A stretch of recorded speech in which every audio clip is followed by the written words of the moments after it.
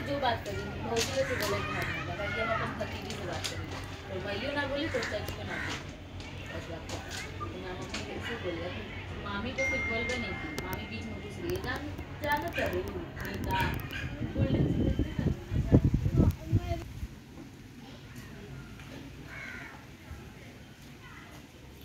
Hello friends, কেমন আছেন সবাই? আশা করি সবাই খুব ভালো আছেন।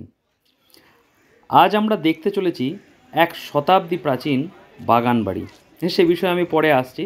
এখন এই মুহূর্তে আমরা রয়েছি কোন্নগর স্টেশনে। এই বাড়িটিতে আসতে গেলে আপনাদেরকেও তো এই কোন্নগর স্টেশনেই আসতে হবে।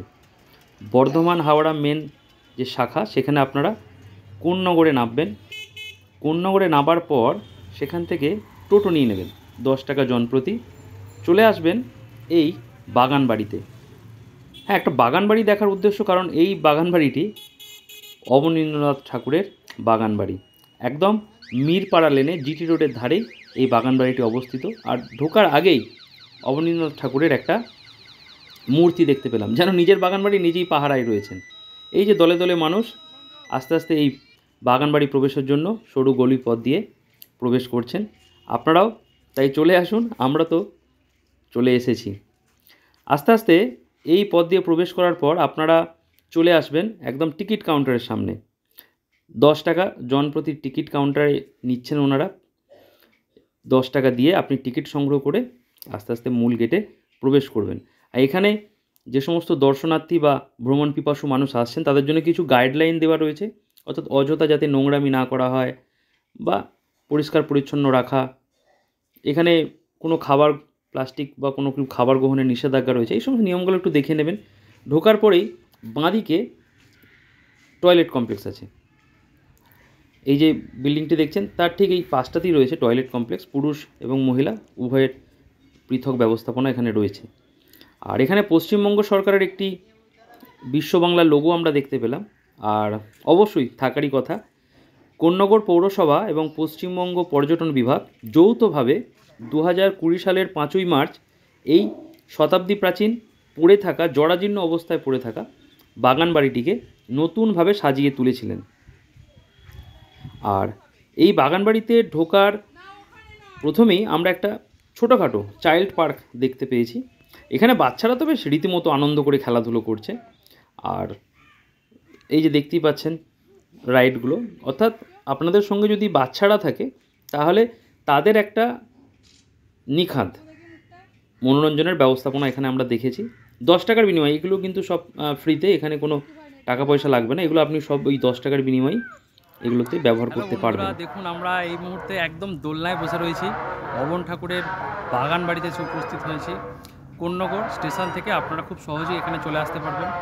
প্রকৃতির মধ্যে এই শহরের যে একটা ঘিঞ্জি পরিবেশ, সেখান থেকে দেখুন একদম পুরো একটা ডিফারেন্ট জায়গায় আমরা চলে এসেছি। চারিদিকে গাছপালা, সুন্দর একটি চাইল্ড পার্ক। বাচ্চাগুলো তো রীতিমতো আনন্দ করতে লেগে গেছে। আর তার সঙ্গে ইতিহাস তো জড়িয়েই রয়েছে। এক সুন্দর নিরিবিলি একটি জায়গা এবং অসম্ভব সুন্দর। আপনাদের খুব ভালো লাগবে যদি আপনারা চলে আসেন একটি পড়ন্ত বিকেলে বা দিনের বেলা, বা এই তো শীত পড়ে গেছে, একটা আউটিং, ডে আউটিং সুন্দর হয়ে যাবে। অবন ঠাকুরের বাগান বাড়ি, আমার সঙ্গে থাকুন। আমি আস্তে আস্তে গোটা বাগান বাড়িটা আপনাদের ঘুরিয়ে দেখাচ্ছি যতটুকু আমার পক্ষে সম্ভব। 1870 সালে রবীন্দ্রনাথ ঠাকুরের ভাই গুণেন্দ্রনাথ ঠাকুর এই বাগান বাড়িটি নির্মাণ করেছিলেন এবং উত্তরাধিকার সূত্রে অবনীন্দ্রনাথ ঠাকুর এর মালিকানা পান এবং ওনার ছোটোবেলাটার অনেকটা সময় এখানে কেটেছে। আর তাছাড়া সপ্তাহান্তে এখানে আসর বসতো, অনেক গুণীজন মানুষ এখানে এসেছেন। আর এই বাগান বাড়ির ঠিক ধারেই রয়েছে গঙ্গা, অর্থাৎ একটা মনোরম প্রাকৃতিক পরিবেশে আপনারা এখানে পৌঁছে যেতে পারেন। আর একটি কথা বলা যায়, 2017 সালে এটি হেরিটেজ তকমা পায়। তারপর থেকে 10 টাকা টিকিট নিয়ে মানুষজনকে এর ভিতরে প্রবেশ করতে দেওয়া হয় এবং এই কোন্নগরে একটা শান্তিনিকেতনের আমেজ ওনারা তৈরি করতে সক্ষম হয়েছেন, যেটা আপনি নিজে উপলব্ধি করবেন যখন আপনি এই বাগান বাড়িটিতে আসবেন। নিখাদ একটি ভালো জায়গা। এই যে পাশেই রয়েছে গঙ্গা, গঙ্গার ধারে বসার ব্যবস্থা রয়েছে। সেখানে বসে প্রকৃতির মধ্যে গঙ্গার সান্নিধ্যে এসে অবনীন্দ্রনাথ ঠাকুরের সেই ছেলেবেলার স্মৃতিটা চারণ যদি আপনি করতে পারেন, নো ডাউট এটা ভালো লাগবে, ভালো লাগারই একটি জায়গা। আর কবি তো নিজেই জোড়াসাঁকোর ধারে গ্রন্থে বলেই গেছেন যে এখানে এসেই তিনি তার প্রথম কুঁড়ে ঘর আঁকা শিখেছিলেন। এখন আমরা একটু ভিতরের দিকটা ঝালিয়ে নিই। সেই কড়িবর্গার ছাদ,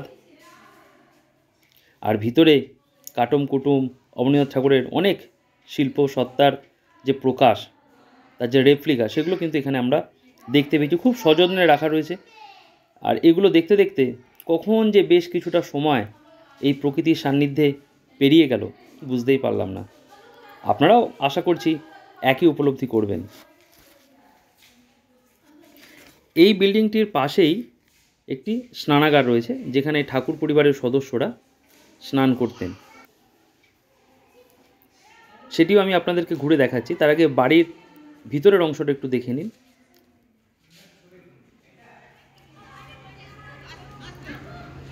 এই জায়গাটিতে বেশ কিছু কচ্ছপ এবং মাছ থাকতে দেখলাম।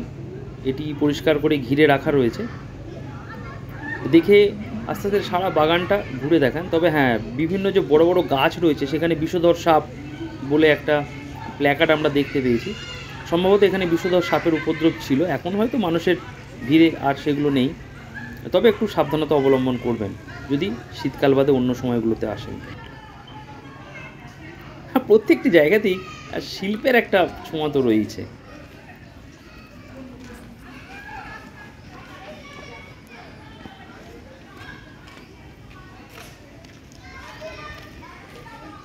কেমন লাগছে আপনাদের? খুব ভালো লাগছে। তুমি বলো কেমন লাগছে? কোথায় এটা, কোথায় এসেছেন আপনারা? কোথায় এসেছো বলো? বলো অবন। এটা অবন ঠাকুরের বাগান বাড়ি। বলো তোমার কোন জায়গাটা ভালো লাগছে? তুমি কি কি চললে? স্লিপ আর ক্র্যাডেল, খুব মজা লাগছে। ঠিক আছে, আবার আসবে। এই জায়গাটি কিন্তু হিন্দু এবং মুসলিম ধর্মের এক সহাবস্থান, অপূর্ব এক সহাবস্থান। কারণ এখানে রয়েছে ইসলাম দস্তাবেজ সৈয়দ পীর বাবার মাজার। এটি রয়েছে আপনাদের ওই দক্ষিণ পূর্ব কোণে। এটিও দেখবেন, সত্যি হিন্দু মুসলিম সংস্কৃতির এক অপূর্ব মেলবন্ধন এই জায়গায়। আর যে গঙ্গার কথা বলছিলাম, এখানে বসে হাওয়া খেতে খেতে প্রিয়জনের সাথে বেশ কিছুটা সময় অবশ্যই কাটিয়ে দেওয়া যায়। আর হাতে যদি সময় থাকে, যদি গঙ্গা পেরিয়ে আপনারা ওপারে যান, ওদিকেও বেশ কিছু দর্শনীয় স্থান রয়েছে, সেগুলো আপনারা দেখে নিতে পারেন। আর যদি ওদিকে না যেতে চান, তাহলে আপনাদেরকে আমরা এই কোন্নগরই বলবো। এখান থেকে টোটো নিয়ে আপনারা চলে আসুন আরও একটি সুন্দর জায়গাতে, রাজরাজেশ্বরী সেবা মঠ। এটিও দেখে নিতে পারেন, খুব সুন্দর একটি জায়গা। আর ঢুকেই বিনামূল্যে এখানে জুতো রাখার ব্যবস্থা রয়েছে, অর্থাৎ এখানে জুতো খুলে আস্তে আস্তে আপনারা ভিতরে প্রবেশ করবেন। তবে বন্ধু, ভিতরে ফটোগ্রাফি করা সম্পূর্ণরূপে নিষিদ্ধ ছিল। আমরা সেই নিয়ম লঙ্ঘন করার চেষ্টাও করিনি। ভিতরে আমরা যা দেখেছি সেটা আমাদের মধ্যেই রইল। আর আপনারা যদি দেখতে চান তাহলে আপনাদেরকে নিজে চলে আসতে হবে। বাগানবাড়ি থেকে টোটো নিয়ে 1 কিলোমিটার পথ আপনারা চলে আসবেন এই মঠে। ভিতরের খুব সুন্দর লাগবে। তবে হ্যাঁ, বিকেল 3:30টার দিকে এটা আবার খোলে। দুপুরের দিকটা একটু বন্ধ থাকে, সকালের দিকটা একটু খোলা থাকে। ওইটি দেখার পরে ঠিক তার পাশেই গঙ্গার ধারে রয়েছে বারোমন্দির ঘাট, কোন্নগরের আরও একটি জনপ্রিয় প্রসিদ্ধ স্থান। বারোমন্দির ঘাট, রাজরাজেশ্বরী মন্দিরটা চত্বরটা ঘুরে নেওয়ার পর কিছুটা সময় এই গঙ্গার ধারেও অবশ্যই দেওয়া যায়। এখানে 12টি, দুদিকে 6টি 6টি করে 12টি শিব মন্দির রয়েছে।